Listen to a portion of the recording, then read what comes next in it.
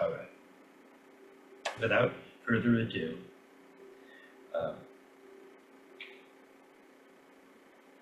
okay, so let's continue on. I'd like to take a look at, because you were warming up and mentioned, instead of really trying to dazzle with speed, you were just playing really brisk uh, doubles and playing some roll strokes. It just sounded settled and mature. Dick would talk a lot about the idea of a drummer playing in a settled fashion. Talk about the importance of the feet. The drummer ain't with no feet ain't worth a damn. So that's the other thing, because we're talking about drum set playing, right? Not necessarily just hands, but the hands should be settled. You have to have control over the lower register, the feet. We're gonna put up a foot lesson tonight. Doing the double pedal thing is kind of fascinating.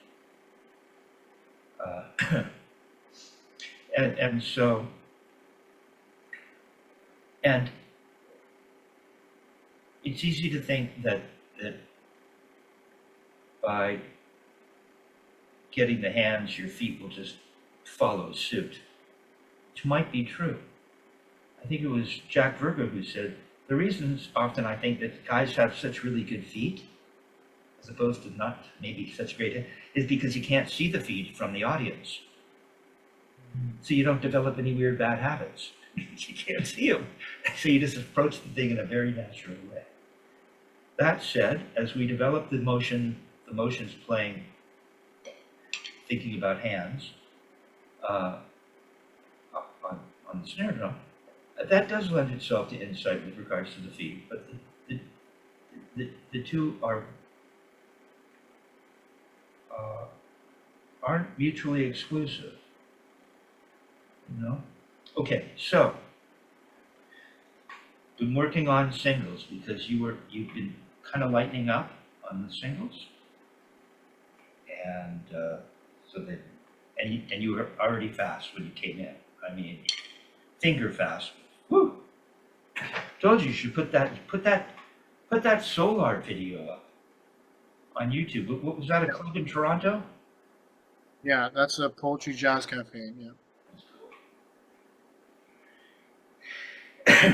Well, I'm always looking for an excuse to go back, so maybe. Look into that. All right. So,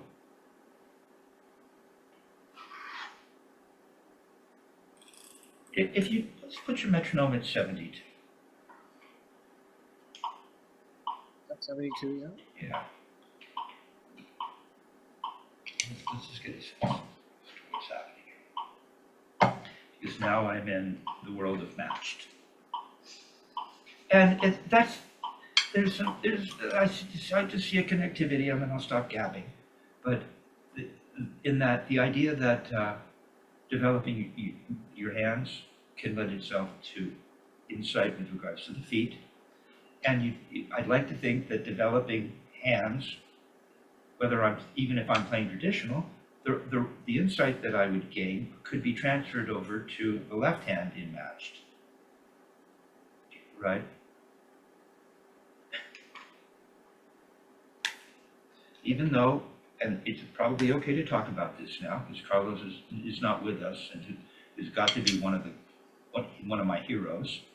But he was a match guy, but towards the end, he started studying tradition. And he was having a difficult time with it, from what I understand. Because it's different. It's the same in a lot of ways, but it's also different. And so there's that idea of, Dick would talk about cross-lateral transference, and that it wasn't always easily accomplished. Okay? So, and look, I'm in tradition If I'm not thinking about it, I go to that. So here we are at 72. I didn't even take a moment, which is okay. You should be able to just jump right in and play, right? Don't play for just a sec.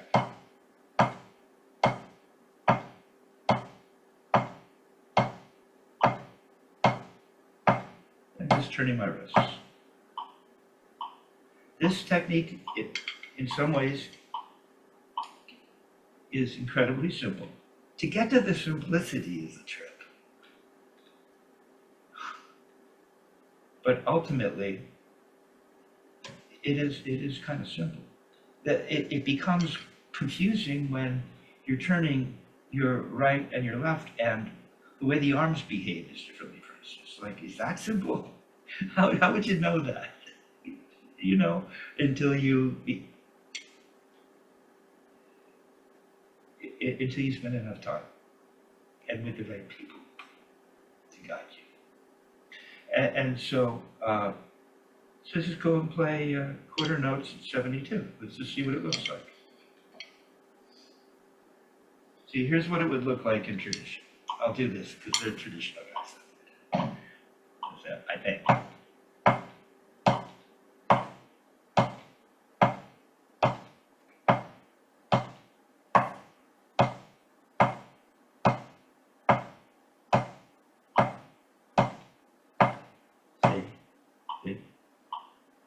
There's a little, if you watch carefully, you'll notice that there are some differences. One hand is rotating. Dick would call this rotation, he'd still call it a wrister. And then in this hand, you're just turning the wrist thusly. The arms have a different thing going on, so that's where it can get a little confusing. I don't hear your click, but I'm sure it's on. Yeah, it's on. Okay, well, there it is. Can you hear the pad? Yeah.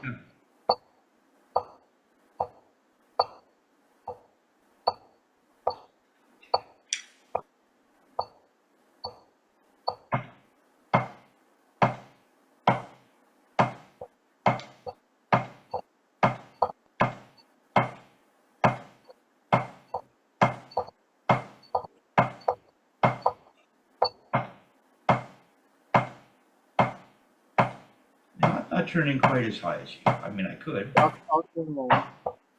but we're just down in here somewhere.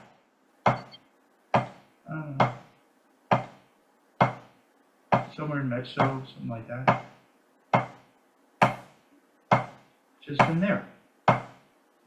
See, it's a wrist turn. So the simplicity of it can be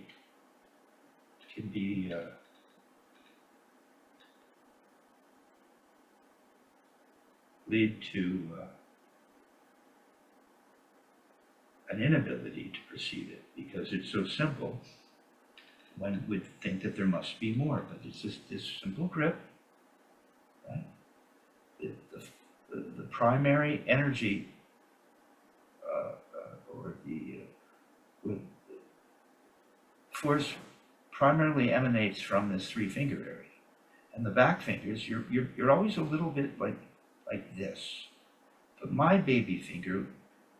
See, if just let the stick lay in your hand for. Let's approach it this way. This is something that confused me for years, so let it lay in your hand, right? Now, if you put your first finger and thumb on so you can hold the stick up, what does it look like? Well, show it to me. What does it look like? You see, if you let it lay in your hand, it's laying in the whole hand. It's like the baby finger can't be out like you're not like this. It's laying in the hand. Yeah, well, now it's laying in the hand with the baby finger underneath, right there. Now, if you hold that up, what does it look like? Show it to me. You see, now your baby finger doesn't look like it wants to be out here somewhere. Mm-hmm. So what we would do is you would just relieve any desire to hold with those back fingers. It's not laying in the hand like this if we're really focused on a three finger, but the fingers are there. They're not out here, but they're not necessarily on the stick. right? So they cascade. Dick would say it's the first knuckle, middle finger, then it's the pad of the fourth, not what you just showed me where it was the tip of the fourth, Yeah. and then the tip of your fifth, and then it's supposed to be the tip of the fifth, but your tip of the fifth was way out here, was out here somewhere, not even able to touch the stick if it pulled in. See, if you did want to use fingers, shouldn't those other fingers be somewhere in proximity to the stick so that they could pull? Right. Yeah. Even though most of the pulling would happen in the middle finger anyway. But see, the whole hand would be natural. It wouldn't be like this. Mhm. Yeah, like that. Okay. So we're just maintaining that grip. Now,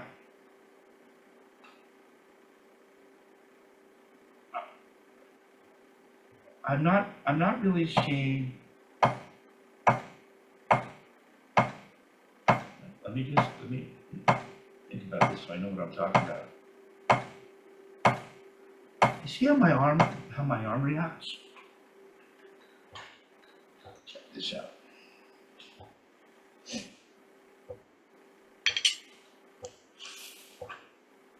Look how high you're coming up to your head. Just, you do it. This is high enough right now. Now come on up, come up. Yeah, somewhere in there. Up to your collar, maybe up to the top of the right, left, right on the t-shirt. Okay, so let's see.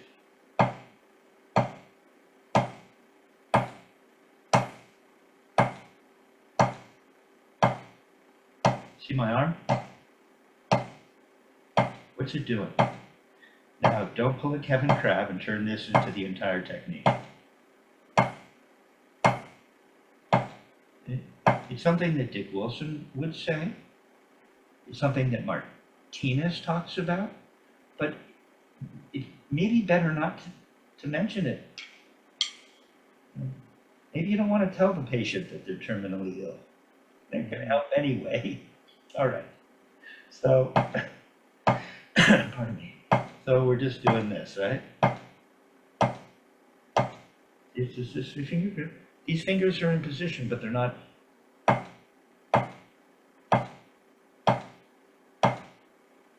The stick might they're not touching the stick. They're just, I can almost feel the shock waves of the stick. Barely on the skin. So we're looking to get this feeling, I believe. Now I'll show it to you from some other angles. Just watch my arm right now. We're talking about the arm.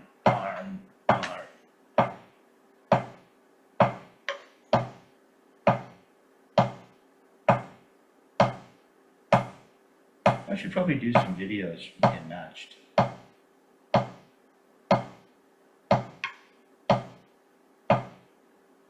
Okay. See my arm? I don't see your arm doing that. I'm not quite sure what I see. We could play it back and we could make a deep study of it, or we can just take it from here, but it's not doing this. See this idea? Watch. See? Watch. See, there's a little flexibility in the arm.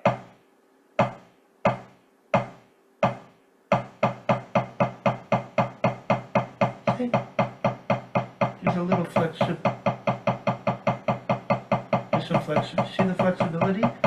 I'm not holding my arm tight. Kind of what it seems like you were doing something more like this. That's not what we want. And the body will inform you.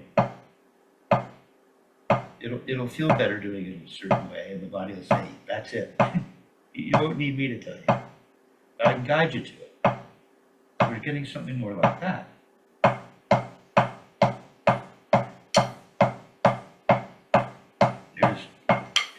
There's Matt tradition.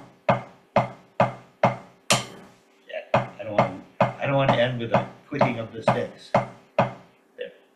See, and I end up back down at the floor. Try it. See what connected with you.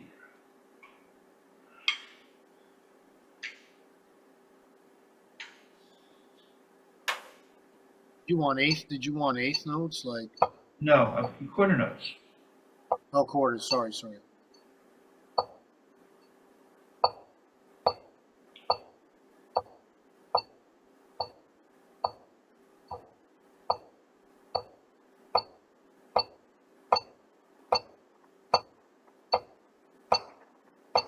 It already looks better. See the arms? The arms aren't, you don't hold your arm tight. There's a little wiggle room. Yes. You see? Your arm would use, now on the left, that's in traditional, that's not quite happening.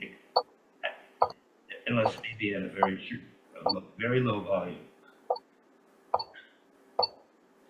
There, you see, it softened your sound up too, didn't it? Absolutely. Yeah, so that's much better. Okay, so we're doing that. Ta-da! It's great. Now don't turn this into, because when we go to play other things, maybe that isn't quite happening, or Yeah. you wouldn't want to be thinking that way. There's other things to be thinking about so that you start to feel what I believe is, appropriate vis-a-vis this technique. So there's 72.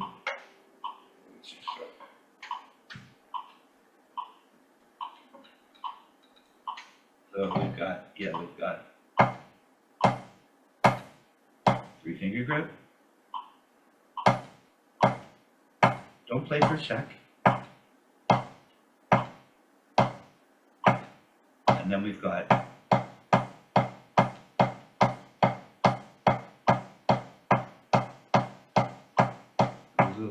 those are eighth note, right?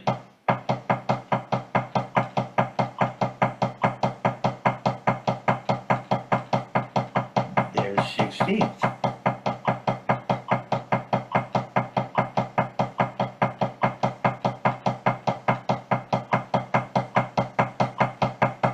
A little wiggle.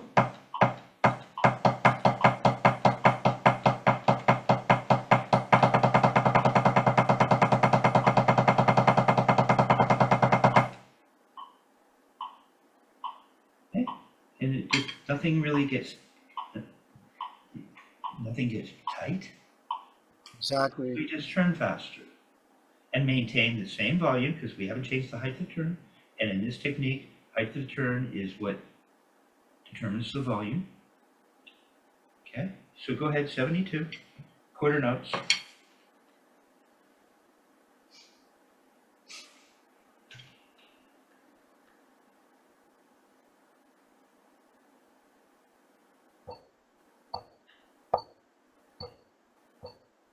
You don't look so stiff. You don't look so stiff. It looks more, a little more soft. Okay, now play eighth notes. Sit up and let it come back down. And hold your arms tight. Sit up and let it sleep. Not too bad. Okay, now 16th. Okay, stop. You lost it. Stop. You were fine up until the 16th. Now remember, I doubled it to 30 seconds. Yeah. And I don't think, change character very much. Which was the name of my agency as an actor as a kid back in Toronto. The Characters. Yeah. Okay. So, yeah. So we're here doing this, right? A certain height of the turn, and then we go into this. And now here's where you melt it down.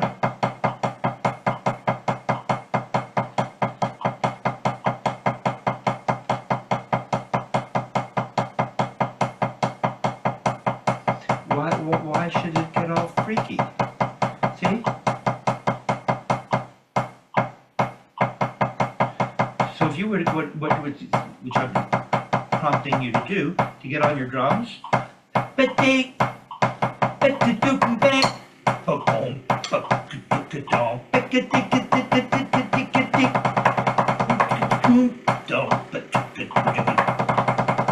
can't do that. If you can't until in a minute from now you can do. That's why putting on a loop and then putting this stuff into practicum with a loop, with a band, and you'll start to hear yourself playing drums in a different way. It won't sound like you. So, okay, go ahead. 72. Back to start at quarters. We might just keep it at this tempo today. Now remember, it's right now. I'm thinking up to come down, and when I get to the surface, see your left arm. Stop. This is subtle stuff, but your left arm seems to be kind of involved, just the tiniest bit. So you come down. Let's see if I can copy it. I thought you said you wanted something. Well, wait, I do. And here's what you were just doing. It's very subtle because you've been feeling this properly, but because your mind's, I've got your mind going, right? And you're sorting stuff out. And so I saw some of this. You think that was right. That's what you're doing. So every time you got to the surface, it looked like this. Tiny. Wait, keep looking. Stay close here. Don't. Stay with me. See, it's not this. It's this. See what happens when I get to the surface? It doesn't look like this. Landing flat and no flexibility. Because you're using some arm. So now you're never going to get any of this. Where did this go? If you do this, you're not going to have this. It's what you were doing. So let's do it again and pay attention to that. That's what I want. And you can't get that if you lead with your arm.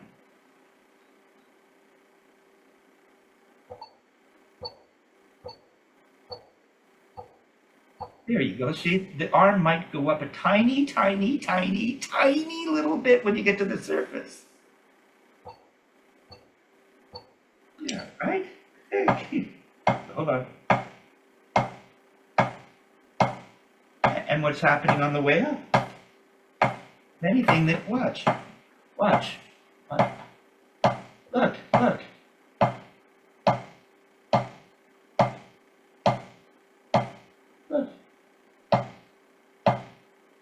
I'm not saying it goes down, so you don't make a big deal out of this. But if it doesn't the arm is supposed to be, in this sense, countervailing. Okay? And you're doing something like this. See how different that is? Yeah. That's entirely different. This is not a wrist turn. As much as it might seem like a wrist turn. This is a wrist turn. Let me do it correctly. See? It does that, and then it does that. And you're right. Show me what it does on the way up. Let's go up. No, watch. What does it do going like that?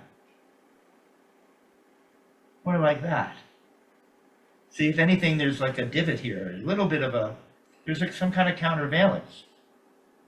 The arm didn't go up with it. It did what you just showed. Don't go lifting your arm. There. See? If anything, the arm might dip a little. Now turn back to the surface and stop. And then it might countervail a little and be more rounded out. See? You get that. Yeah, there you go. What's it look like going up? Yeah, you can, it doesn't matter.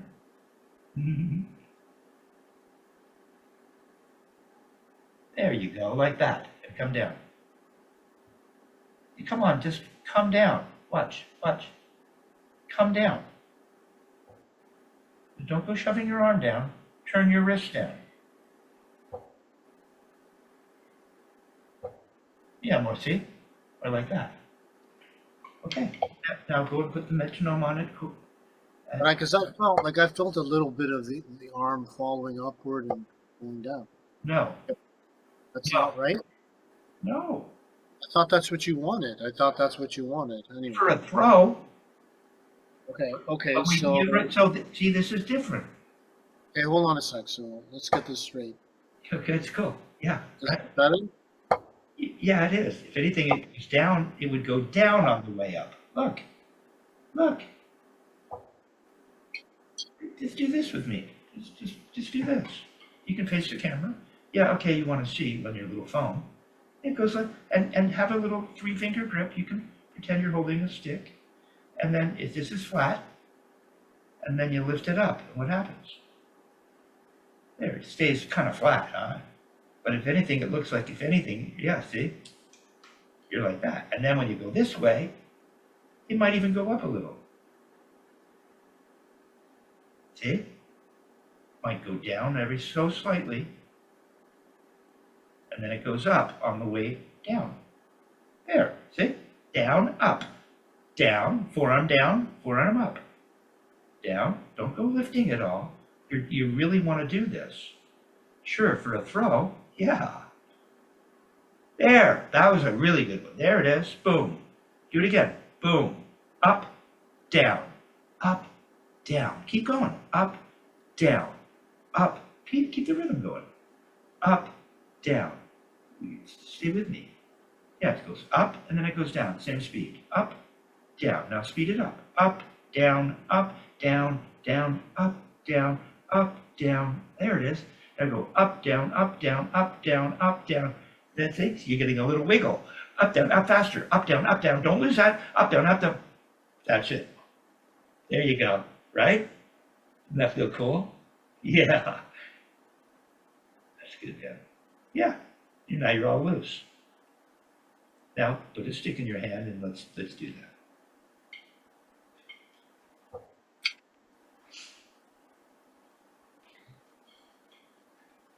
See, now that's why I said don't go turning this into the entire technique, because there'll be a moment where I want you to let this turn motivate the forearm up. So that will be different. So you need to partition between these things. Okay? The thing uncoils, doesn't it? Kind of, you set it up and it uncoils in a way. Okay, now play eighth notes. Don't go too high. Oh, you're all the way up to your glasses, man. Wow. Yeah, just to the top of your right, left, right, right. Let's use that as a marker. Down, up, right? Feel the wrist. Doing what you just felt. There, now you look more relaxed. Go higher in the right. Don't change the character of the tone of the impact. Okay, now you're just going to double that. Don't change anything. Just do that same thing you did. No, look, you're not up to your right anymore. You can't turn. Now I can't get you to turn up. There you go. You got to keep turning up. First, I couldn't stop you from turning up to your face. I have you speed it up, and suddenly you can't turn anymore. There it is. The wrist counter, the arm countervail. There, see, it's nothing. There, 3-finger grip. See, it sounds the same now. Come on, keep turning your left. Feel the arms, let them relax, let them countervail. There you go. Now double that. 30 seconds. Countervail, don't go pushing your right arm down. Don't go into half turned over. Go back to 16. Back to 16. Oh, you lost your turn. You went. It's got to go.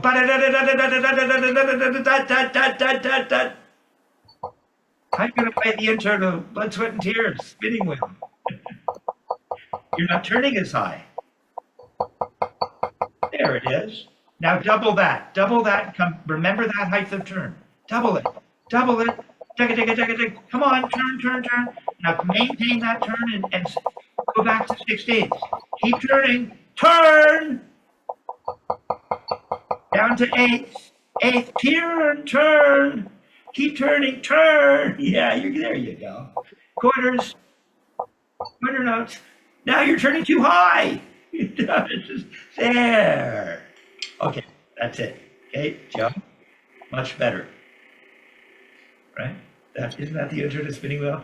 Dot dot dot dot dot dot dot dot dot dot dot dot dot dot dot dot. Well, maybe the volume does come up. We'll have to listen to the record again. Okay. But it doesn't, right? I'm just using a musical example. Unless the composer says, I want there to be an increase in volume. Dot dot dot dot dot dot dot. I don't think there is. I think they go bop bop bop bop bop bop bop bop bop bop bop bop bop bop bop bop bop. I'm not sure. Maybe on the last set of increased speed, the singles or notes that are written, which would probably be played with singles if you're going to play that tune. Wouldn't you do it that way? Absolutely. Yeah. So, see, this technique provides you the opportunity to play music just using these motions. Okay, excellent. Now, let's go back to help us move forward. Going back can be depressing, but if you're mature about it and you trust the process, you'll find that it'll help get you to where it is we're going more quickly. So pull out the Feint and Flam page 8 of the Spivak library. Give me one moment. Okay, I'm gonna put it on pause while you go get that, so we maintain continuity of imagery.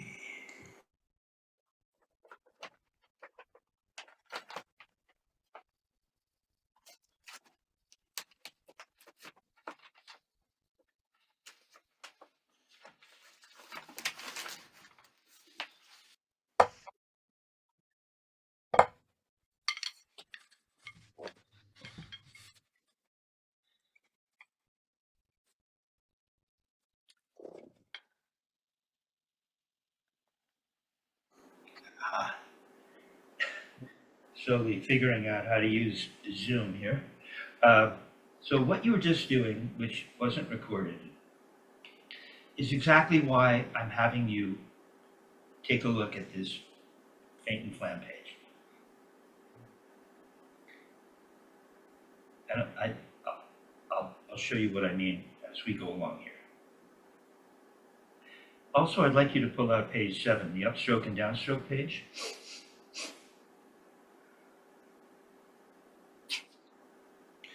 I don't know, some guys put them all in a binder. Yeah, I have them all in the binder. Which may or may not be a good thing, because it'd be kind of cool if you could have them next to each other. That I could. Can you do that? Yeah, I could do that right now. I could just take that one out and Okay, cool. I could just take, because I have them back to back. Yeah, you did. What I can do is just take this page out. Are they laminated, Joe? It's not, no, it's one, yeah. Hey, Joe, come on. It's one page. It's all on one page. I can't do it. Oh, Because this is the back. The upstroke and downstroke and the closed flam is on one side, and on the other side is the closed flam, Feint and Flam, Flam and Feint. And okay, so I can't do it, yeah. So you can't have them side by side? No, I'd have to print off. I could do it. I'd have to print off one of the pages. Well, then I can't do it. Okay, so that's something that you should do. Okay, the lamination part, I don't know. No, these aren't laminated. They're just in page protectors. Oh, page protectors. Okay, all right. Yeah. So, okay, so pull out the Feint and Flam. Let's start with that, and then you're just going to have to play by memory. But you know these exercises. No, I definitely. But pardon me. But it's very helpful to be looking at the exercise you're playing, even though you might know it or think you know it. Yeah. Okay. So. All right. So. Go ahead and put the metronome at 46. And play the Feint and Flam.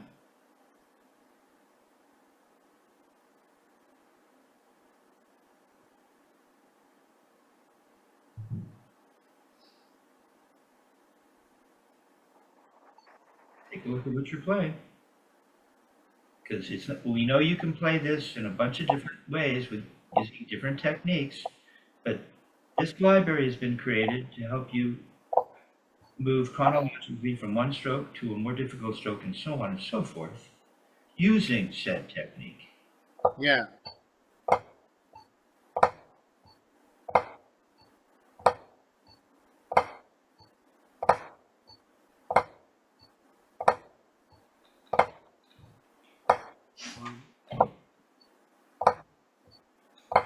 Here we go. I have to do it in matched. Okay. Sorry, Joe's busy. Sorry, Chick. That's Chicory. Tell him to call right back after the lesson. Okay. Probably about an A440. Somewhere. A relative pitch. Okay. Okay, good. All right. So at 46.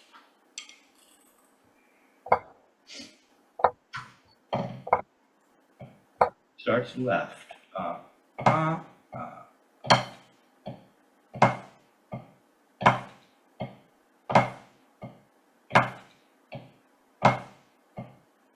So that's all it is.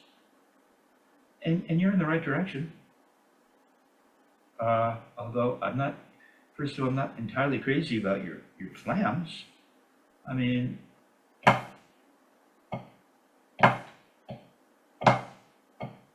the flams are supposed to have, hey, look, there's my forearm following it up a little bit. So, so hold on just a second.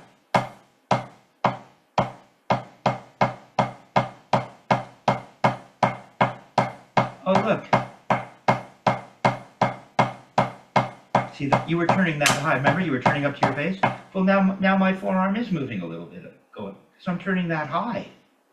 Not here. That's not happening here. Right? So that's why deciding on the height of the turn is important, because it'll change how you move. But how you move, that'll become obvious. See, I didn't, intellectually I was aware of that. I knew that would happen. But really, I just played until I started to feel it happen. Because it becomes kind of like obvious. Okay. Also, getting these motions correct kind of gives you your grip too. Makes the grip obvious. Okay. So the feint and flam, we got feint, flam, same grip. Feint, flam, but the flam is what we're talking about, right?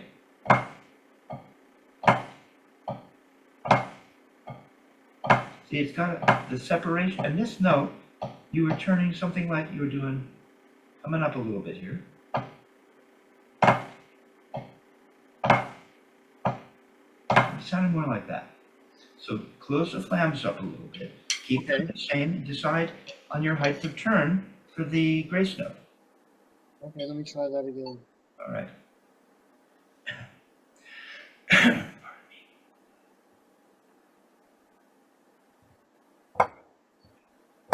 Stop. This isn't a rock. Joe, we're not playing with ABBA right now. This isn't a rock flam. Right, I know.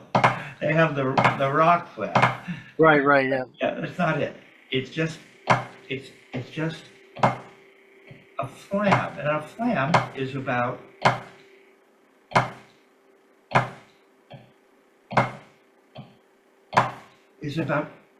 as Dick would describe it, the thickening of a note. Yeah. Doing this, that isn't maintaining a certain volume of an accented note via a throat, with the thickening of the note by adding a little left appoggiatura or a grace note in the other hand. So play a flam.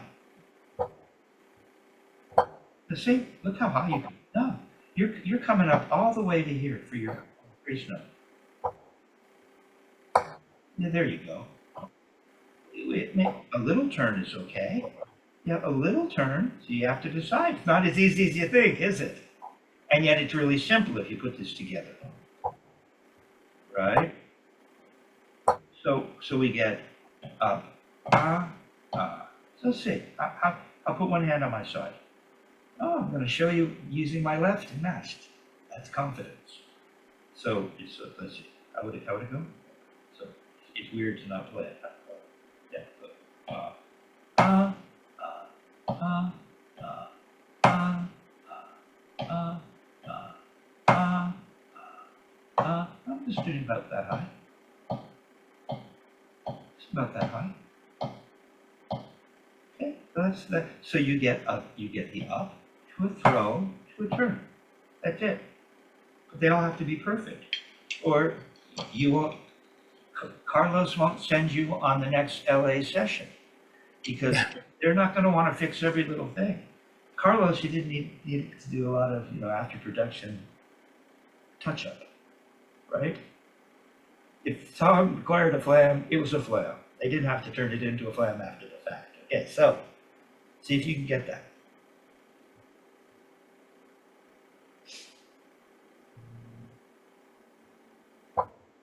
Now what?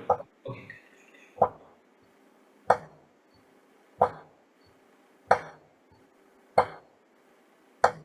Come on, how high is that little grace note every time? There it is, that high, there. Oh no, right came up way too high on the little grace note. Came up too high. You can't maintain it. No, you can't. There's three things to think about. I know that's. And as you train your mind to think in these terms, it becomes easier as we go along. Come on, right does not need to turn up to your. Yeah, let me just. Just trying to. Something's just blocking my view here. Can't see what I'm doing, but anyway, I'll try my best. Well, this is a feel thing. It wouldn't hurt, but use your mirror. I'm using the mirrors as best as I can. Okay, so the right is turning up. How high for that little appositor? Okay, so you're coming all the way up to the bottom of your left, right, left, left. How high, when you play it correctly, play a left flam. And let's decide how high you're going to turn. This takes a lot of patience on both of our parts. Not enough, huh? Come on, you got to play a flam. You're having a tough time even playing a flam, huh? There you go. I know. Don't worry. I get it. There. No. You got there. So when you get it right, you're somewhere in between the left, right, left, left, and the bottom of your T-shirt kind of thing. I can't see that right now. Something's blocking that right now. I don't know how to get rid of it. Oh, okay. Do you want me to pause it while you figure it out? I'll do that. Let's be patient. And anyone watching, and you watching after the fact, won't feel an interruption. Recording in progress. Okay? Oh, now I'm getting the echoes. Something changed. Yeah, I think you touched something, or something was. Can you hear me? Yeah. But now I hear me. But your voice is really faint right now. Want to try to fix it? I'll put it on pause and you can try to fix it. Yeah, I don't know what the hell I did. I don't know what happened. What a drag. Okay. So, fix that problem. That was good. And you went into something other than what we were just working on. Then you went back to it, and you went right back to your other thing where you were turning really high with the grace note hand. And then you fixed it. See, that's the part you want to internalize, is the fact that you were paying enough attention to notice what was going on and to make the correction. Okay, so what we're looking to do is get this motion to work. And there are only three aspects to the motion in each hand, but it's a lot, and you're combining them, so maybe there's six, but it's nothing. And after a while you start to feel it, and you don't always go back to something You started to play some roll stroke or something. I don't, because that felt better. But it still involved the same problem that led me to want you to take a look at his stroke. Right? So you're embedding something that we want to get rid of or replace. And this stroke is, it's the first core page of the library for a reason. This is the very beginning. This sets up the entire technique. Okay? So we want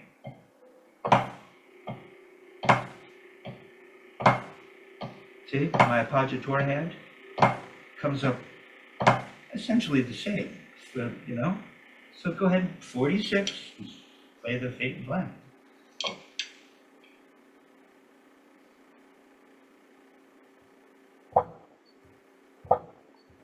We're focused on the hand playing the grace note, aren't we?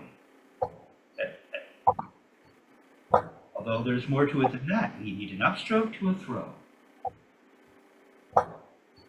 All right, okay, now you've got that part of it. Now let's improve, now the throw. Now we're getting into the throw, right? And that would be just a little different than what I think you're doing.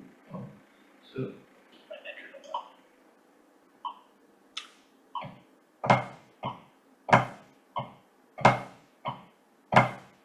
I want to turn my wrist. See, so that there is some motion going on that doesn't look like what you were doing, and you notice, and so you were only kind of coming up to here, doing something like that. But your grace note really improved, right? So you're doing, but I need to see a throw. I need to see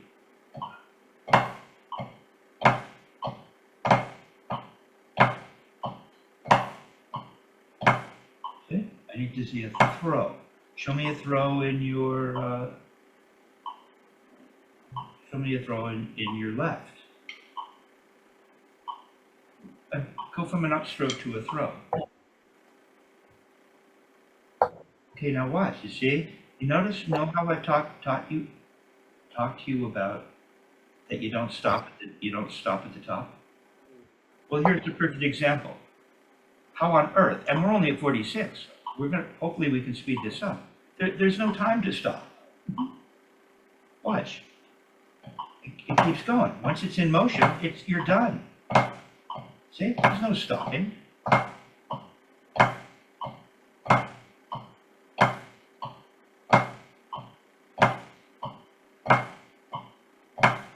There's no stopping. Go for it. I did that in a. You want me to play the Feint and Flam, right? Yeah, just play the Feint and Flam, but don't stop your throw and come on up. Turn your wrist. In other words, you have to turn up to the ceiling to let the thing flow. There's also a squeeze and release happening. You don't need to even. That'll happen naturally. Okay, now you lost your grace note. Giving me your throw is now you lost your throw.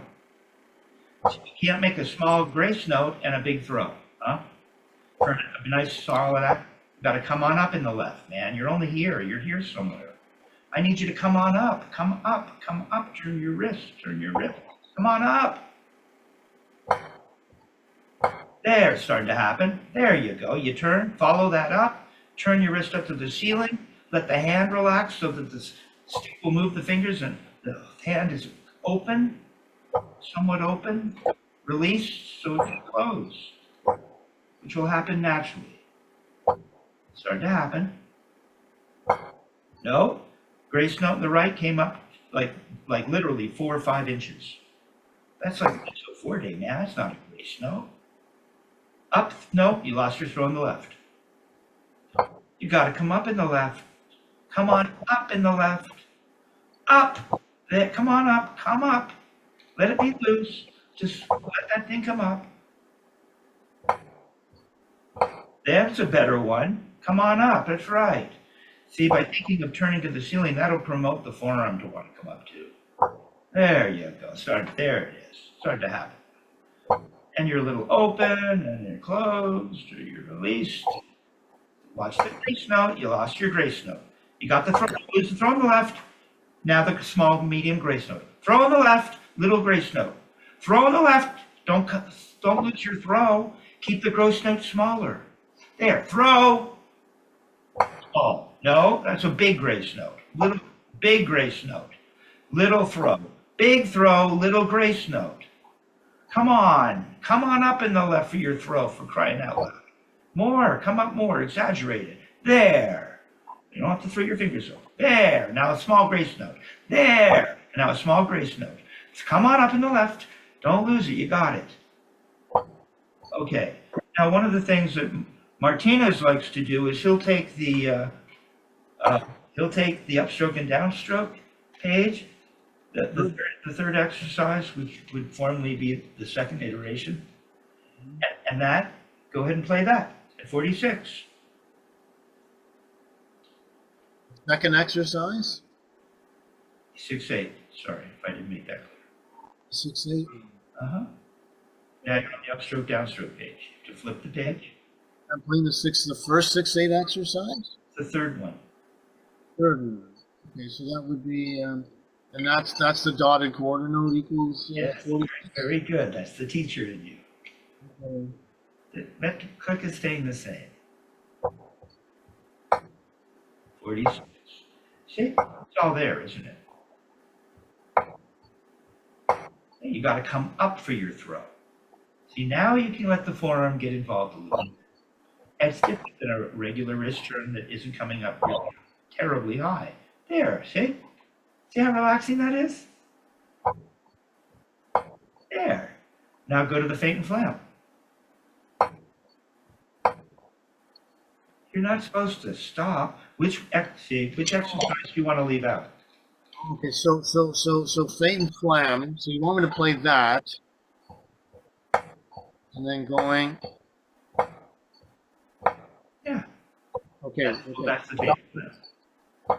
Don't lose your throw. Now go to the 6-8. Don't lose your throw. Yeah, see? They're the same in a certain sense, aren't they? Hmm. Uh-huh. Okay, now go to the feint and flam. Feint, flam, feint, flam. There goes your grace note. Gone, Mr. Rock and Roll. Shouldn't you be wearing some leather gloves or something? Right? Complete the look. Right? There you go. Now go to the 6-8 exercise.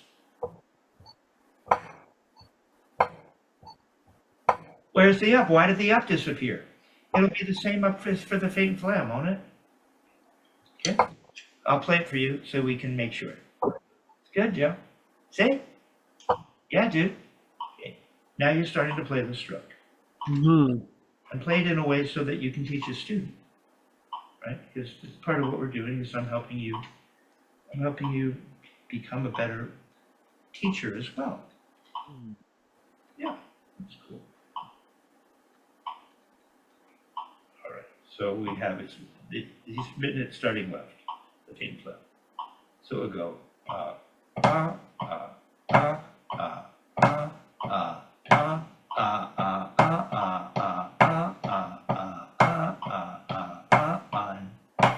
two, three, four. It says, is that how many bars?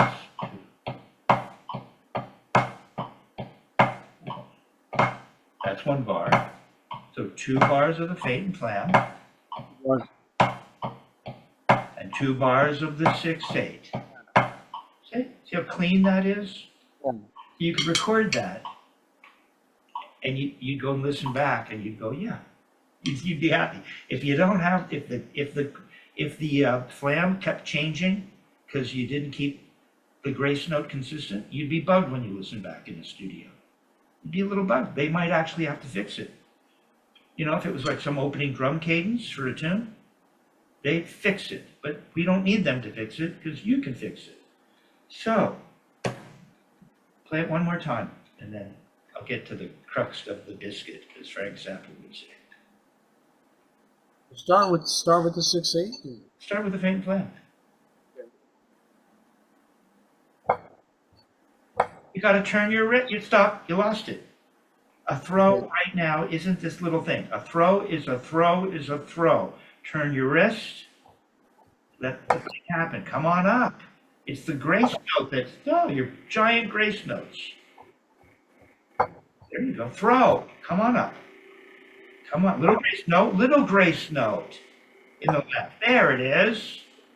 Well, you really have to concentrate on it. You see it? I mean, you have to concentrate right now. And it'll get into your body, and you'll listen back, and the grace notes will sound, the flams will sound lousy, and you'll fix it. Right now, I have to point it out to you as you begin to listen to yourself. Watch yourself, and to the 6/8.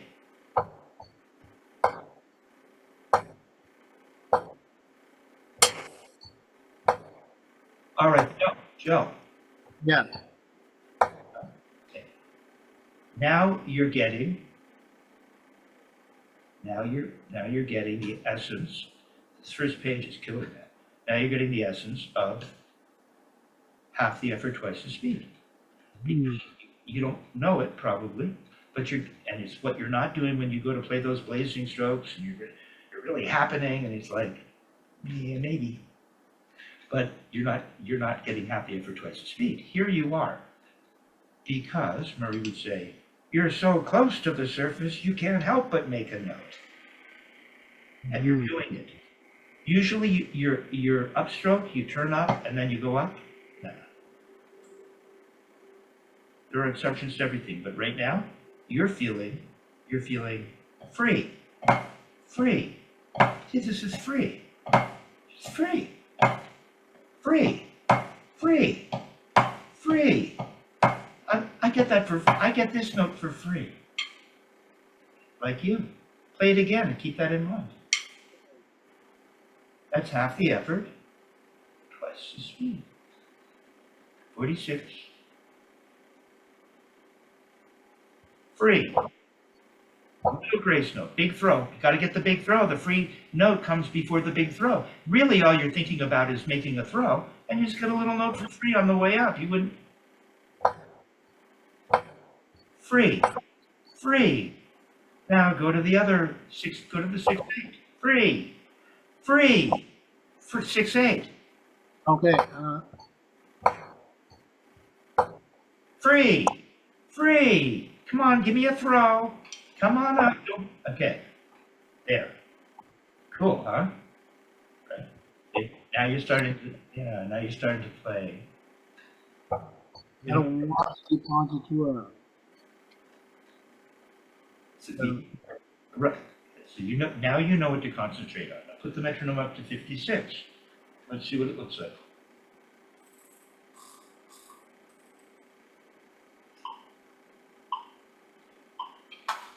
Let's see how my left matched is doing here. 3.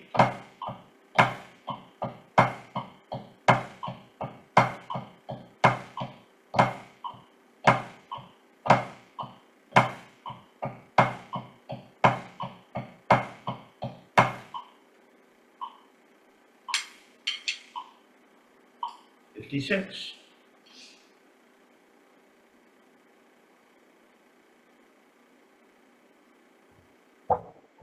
You gotta throw, Joe.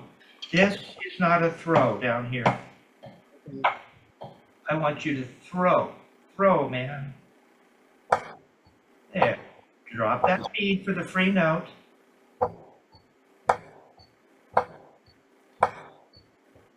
So there's a lot to think about, but there ain't that much to think about, is there? I mean, after a while playing, that's a single stroke. Going from an upstroke to a downstroke, Murray would call that the single stroke. Free, free, free. And then you throw. And your grace note's getting a little big. You're not listening to your flams. Listen. Really listen. How does that sound?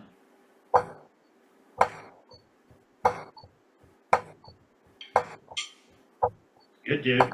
There you go.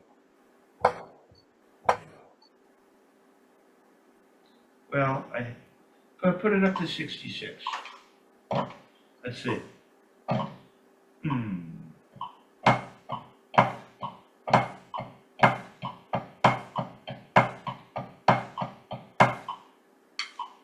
fast. It's not fast. We take it up more, but I want you to be able to concentrate on all the little parts, because if you're gracing, see, look how high you're going. Throw, big throw.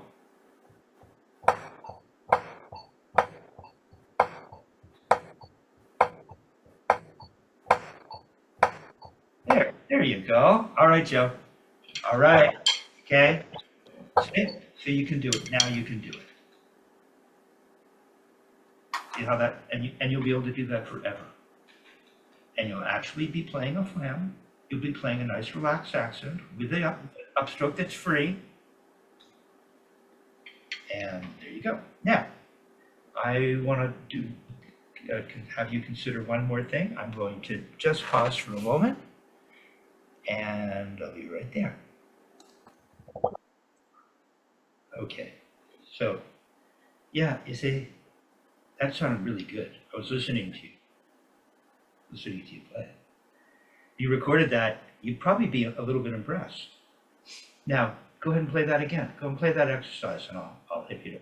I just heard it, because I'm trying to get you to like create something there with some other players and develop. I don't know. What are we going to call your band? It's as much fun as playing jazz therapy. The Joe Iannuzzi Jazz Trio. What is it? I don't know. The Joe Iannuzzi Quartet, the Joe Iannuzzi Trio, the. I like it. Iannuzzi you. Quintet. Yeah. Kind of got a nice ring to it, doesn't it? So go ahead and play that.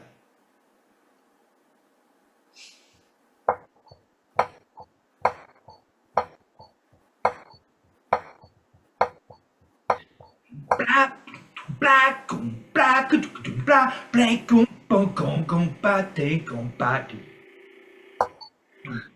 yeah. Boom, blah, boom, blah, boom, boom, blah, blank, boom, boom, boom, boom, blah, boom, blah, boom, bam, blah, but do bomb, play, go, play, go, play, go, blah, but take a do, use a triplet do, but go, blah, da, da, da, da, da, pop, bam, boom, blah, could do, bam. There, you got a tune. Now I sit you down on the piano, and we could write that in 10 minutes. And everyone will love playing it, because it'll be interesting rhythmically. They're going to have to turn the speed of those triplets into a new eighth note, and you're going to be playing a rock beat to it. Do do do do do do do do do do do. Ba-do-way, cock-a-dook-a-doom, black-a-day, do-do-do-do-doom, black-boom-boom, black, and find a way to come back harmonically, rhythmically, the whole thing, and you've got a cool tune. You know, I don't know what we're going to call the tune. We'll have to come up with a name. We will. Summer snow. It's known to happen there. Okay, so that's cool. You put these strokes, and you can sit down with your loop and play that, and then riff on that. Now keep coming back to it, and you'll have a heck of a solo. Not just based on fooling around, but based on strokes and learning how to play them, applying them to music, because these are our scales and our arpeggios for this instrument. Okay, now, you better hurry, because I might steal that too. That's cool. I'm stealing my own too. Okay, now, okay, so now we have this Chad Wackerman thing, which is a really important way. It's a very hip way to approach learning how to play using this technique. That's this idea where we're turning and letting the stick just rebound until it won't rebound anymore based on how this pad is starting to lose its ability to provide any force. It's getting mushy. And so depending on the surface and the weight of your stick,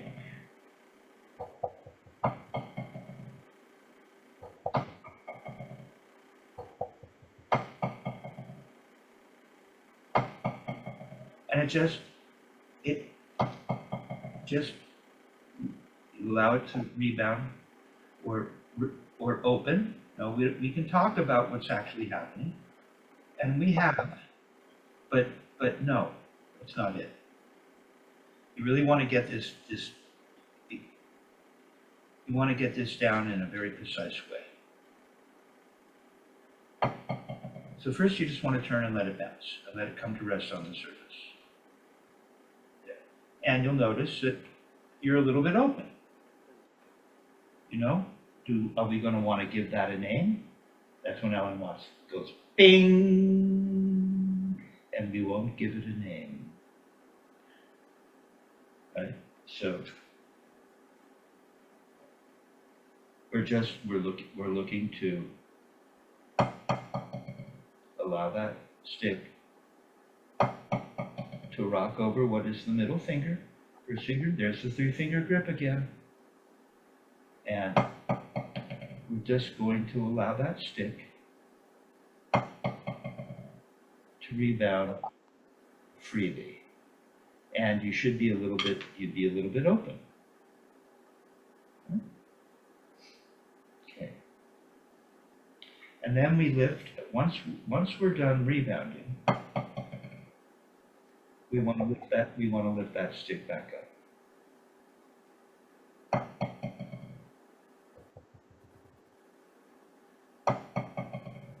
And the lifting back up is very important because that's how we're going to control just how many notes we're going to get.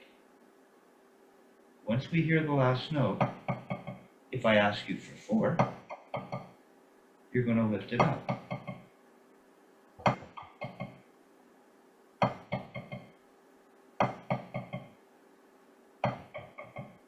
A4. And when you lift it back up, the butt end touches the palm and stops the stick from rebounding. Do it again. Now don't go giving me anything. Yeah, you want to twist. All you're doing, watch. Take the stick out of your hand. All you're doing is this. Don't go holding your fingers together. There you go. See, it doesn't look like this. Hey, look, no, you haven't. You've just taken your fingers that are all stiff and pointed them down, thinking that you got it. You really have to let the system work normally. It would just release. So, and with no stick, we'd be turned up here. Go and turn up. Now, come on, turn your wrist up to the ceiling that you're pointing at. There you go. See, without knowing it, your fingers are kind of closed. A little bit, they're not squeezed. And then when you turn down, if you didn't have a stick in your hand, then it would do that. And then you'd lift the stick back up, and the fingers would close on their own. See, the magic of this is the technique. This exercise is really helpful with regards to revealing, help the student understand what it means to do nothing, revealing the idea of doing nothing. Everything will work on its own. Just like the Feint and Flam. There's nothing to think about.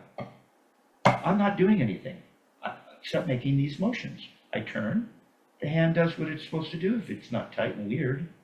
So do we even need to talk about it? Sure, there's a little release. And then I turn up, and then the hand closes. So there's a release. I'm not doing it. And then for my little turn, I'm not doing it. The first thing we worked on today, I'm not doing anything. I'm noticing that if I turn my wrist around, certain things do happen in the arm, right? I notice that when I make a proper throw, or if I'm making an upstroke, which is for free, I get that, and I'm not doing anything. And so what's happening here? I'm going to knock over the whole. What is it?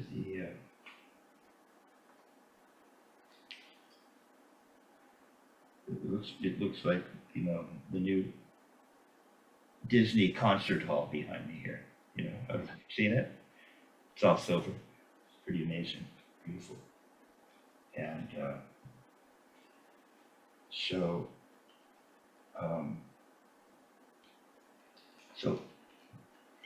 we have what is multiple rebounds, then we have 4,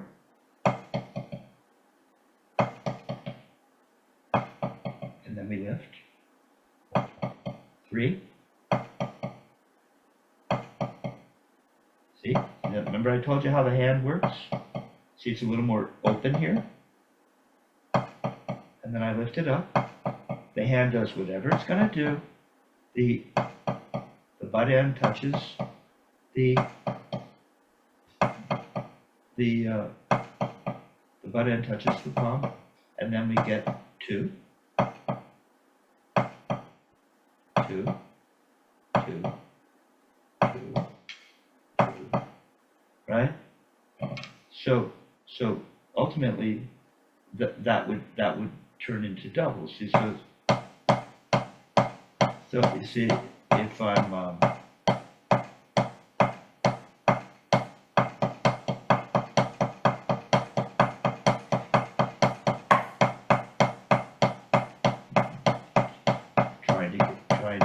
trying to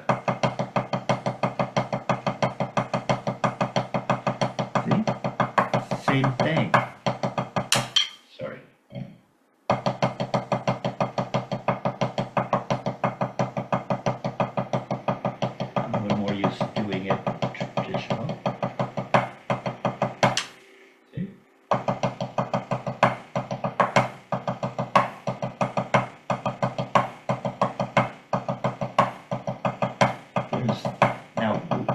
But they're not, you know it.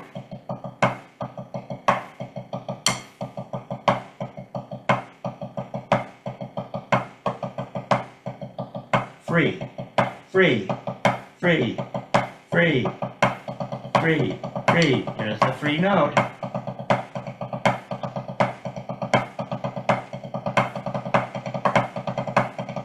Free, free, free, free, free, free. See? I never hear that in your playing. I don't hear any free note, anything free. I just hear, right? So this smooths you out and gives you coolness. This is, when you hear, I think, when I can always tell when it's Carlos or when it's, or Vinny. I can hear it. You can hear it. You'll develop your ear and you'll start to be able to hear it. Okay? So this thing, I'm better at it. Like, I'm better at it, you know. Okay. Going from singles to doubles. See?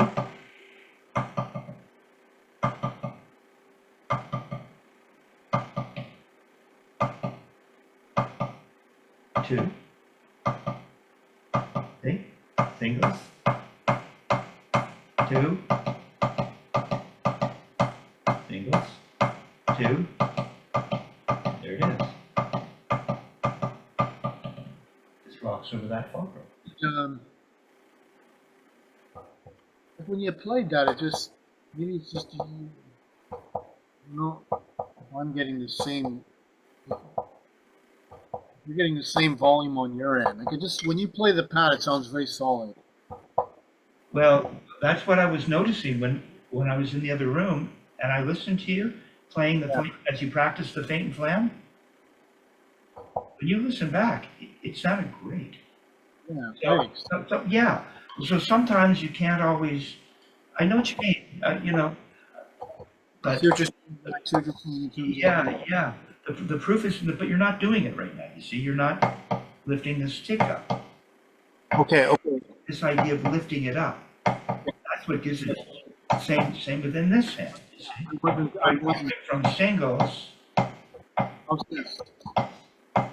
to this, see, I'm open here, and then this lifting up gives me what I want.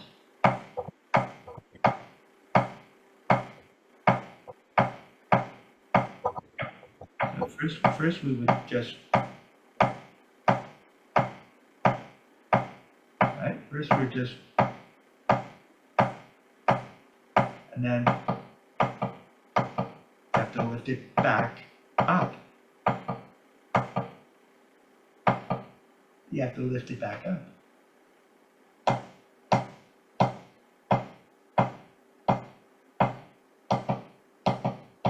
So you start to get something happening, and then you can get the free note. Here's your free note. Here's your traditional. There's squeeze and release. Okay? So yeah, it works in both hands, even though there are some distinctions between traditional and others. Okay, but no, you're not getting it. You're not lifting it up. Though I know it seems this will give you double. This will give it to you, but you have to do what I'm telling you to do. Is this better here? Yes. So we're going to go back. Just give me the check. I'm lifting it up here. Is that better? Yes, I told you, you have to lift it back up. And you don't go squeezing it back up. And when I'm trying not to do that. Good. And when you turn down, the original attack has to be the same, whether you're playing 4 notes,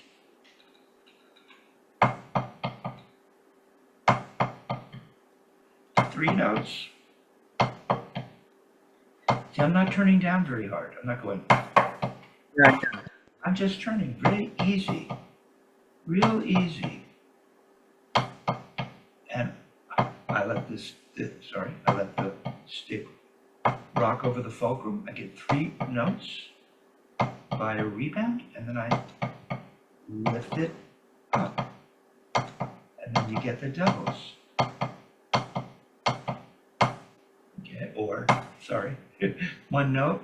And one note, I'm not thinking that way, as I demonstrated. For one note, I was turning it for one note. Then I start to play doubles, and in this case, I played doubles, and I was thinking jab.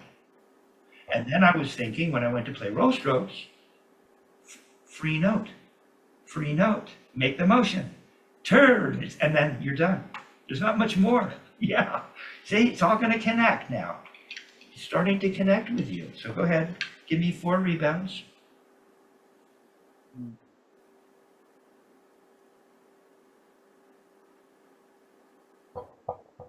Don't go throwing your hand open. No, you're just throwing your hand open. It's this. It's this. Yeah. No, it's not that. Now, I'm just, you know how by being kind of disciplined, just stay with me first. Let me just say this.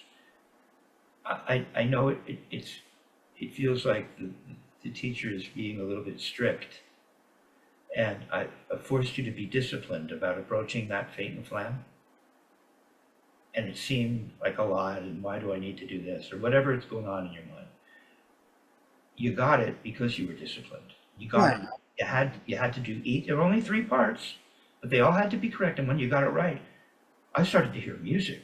I wrote a tune. I was like, do, do, blah, do, blah, do, do, ba, do, do, ba, do, do, ba, do, do, do, do, blah, do, do, ba, do, do, ba, do, blah. Was it do, blah, do, do, ba, do, do, ba? And it just sounded great. But you have to get every part correct. Now you're missing little bits, and it won't happen. To get this, and it's not much, but it has to be correct. I'm asking you to do very little here. Is you turn, let the stick rebound, and then you lift it up. But what are you doing? You've changed it. First, you decided you're going to throw your fingers open. Don't just jump off. Now stay with me. This instruction will get you there much faster. So you don't go throwing your fingers open. You don't. You just turn and know that that will happen when you get to the surface. The hand wants to do this. And we get, there's 3. Now here's what you did. So you fix that. Here's what you did. And what I want you to do is,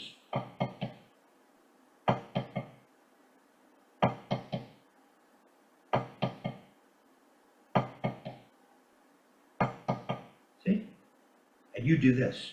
Because you're scared that it ain't gonna work. That's not it. So why even bother practicing this? You have to get this right. It doesn't go up higher. It goes down, and then you lift it up.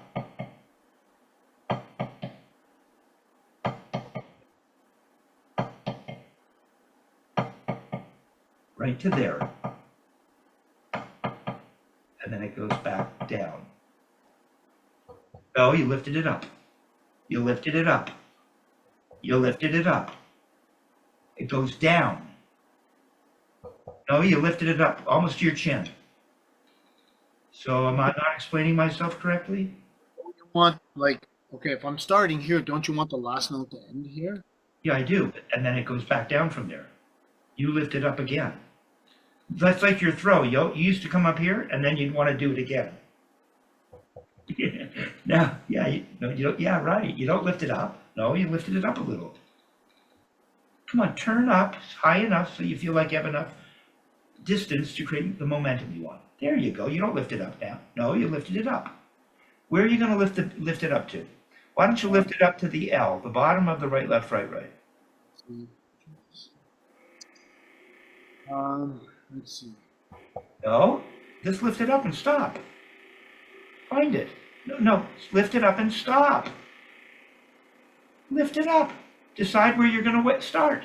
Is that the bottom of the L? Start here. Is that the bottom of the L? It is, isn't it? No, stop, Joe. Stay with me here. You've got this. You're going to lift it up.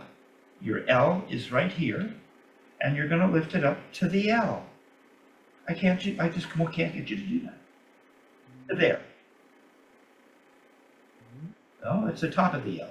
You can't see yourself. That's why you got to get your laptop in. To there. Look in your mirror, see if you can find them. No, you're at the top of your L. Yeah, sure. Well, you want the top one. The top one? I went to the bottom of the L. There. Like, Yeah. I'm having mirror, looking in the mirror here. You want to do it that way, but can you face me and see it? Yeah, not really, but anyway. Okay, well, that's on you. You didn't get your laptop fixed. So, can you memorize that? There, you did it. Lift it up, stop, just wait. Not to go down right away. Now you're going to go down from there. You're not going to lift it up again. You're going to turn down. You want to lift it up, don't you? Just turn down. No, don't you understand? No, you're lifting. Okay, maybe I'm not making myself. I thought you wanted the last note like that. I do, and then you lift it up again. Why? 1, 2, No, 3. you lift it up again. You don't. Okay, hold on. I'm going to get caught up in the what is a slight confusion. Okay.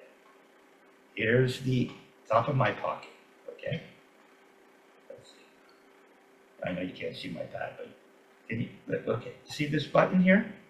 Yeah. Okay. See, I've lifted up the stick to the button. See it? Right here. Oh, I'll use my finger.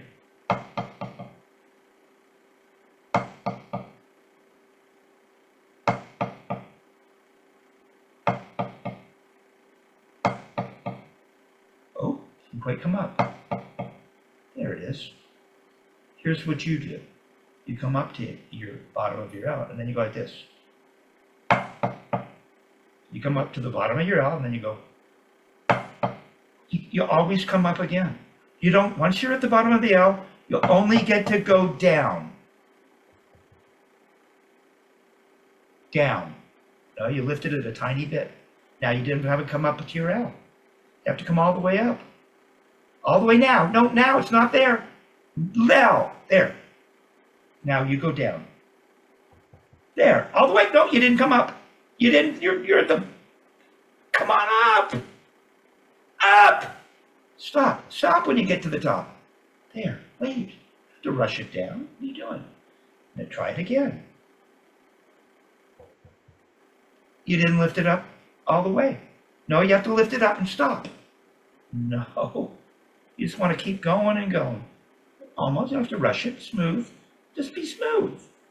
You don't have to be fast to lift it high. And now no, you didn't come up. Not quite all the way up. Almost. Ah, there it is. Don't come up again. Down. There you go. Come on. No, come on up. Slowly pull it back up to where it should be. Lift it up a little more. There. Next time, try to remember that. Don't lift it up again. Down now. Now you're going to go down. Lift it up. No, you forgot to lift it up. You're 2 inches too low. Lift it up. If you don't get high enough, just lift it up to where it should be. But don't lift it again. Stop. Let me know when you're ready to go again. Are you ready? Yeah. Good, you are. You're at the bottom of your L. Now go down. Lift it up. A little rush, but not bad. Now you don't get to come up again. You don't get to turn higher. You're going to go down now. And lift it up. No, you forgot to lift it up. Lift it up. If you forget to lift it up, just lift it up and start again. No, you lifted it up twice. You want to go up again. No, you went up again, 1/4 of an inch. No, you didn't lift it back up. Yeah, I know. You don't have the discipline yet. Where you're going to start, that's where you have to end. Just starts and ends there. Lift it up. No, come a little higher. Little higher. There it is. Now don't lift it up more. Go down. Down. Lift it up. No, you didn't go. Almost. Down. Don't come up any higher. Down. Down. Up. There, you got it. Give me, how many is that? Give me 3. Nice. Don't come up again. Give me 3. Yeah, give me 2. Come back to that place. Don't be rushed on the way back up. Keep your palm, stay flat. Don't be twisty, just stay flat. Don't go throwing your fingers open, just turn. Remember, this exercise shows you don't have to do anything. You just turn. There you go. You got it. Okay, you're gonna work on that, and then we'll start to turn that into doubles. There, but you need to work. Don't lift it up again. Don't get to lift it up again. There, you got it. That's it. That's how doubles start to feel. Yes, I know. Uh-huh. It's really good. You did very good today. I mean, you did very well today.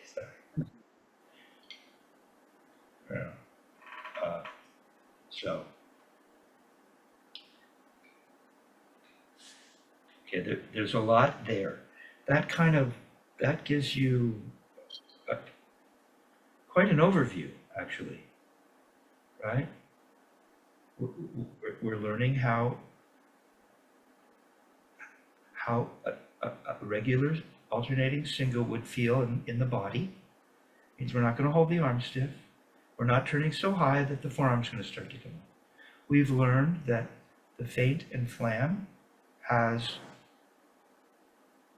remember, all we have, playing strokes are singles, doubles, and flams. So we've worked on the singles. We've worked on flams because it's a feint and flam, and you've actually got the feeling and the knowledge of what it is to get a free stroke.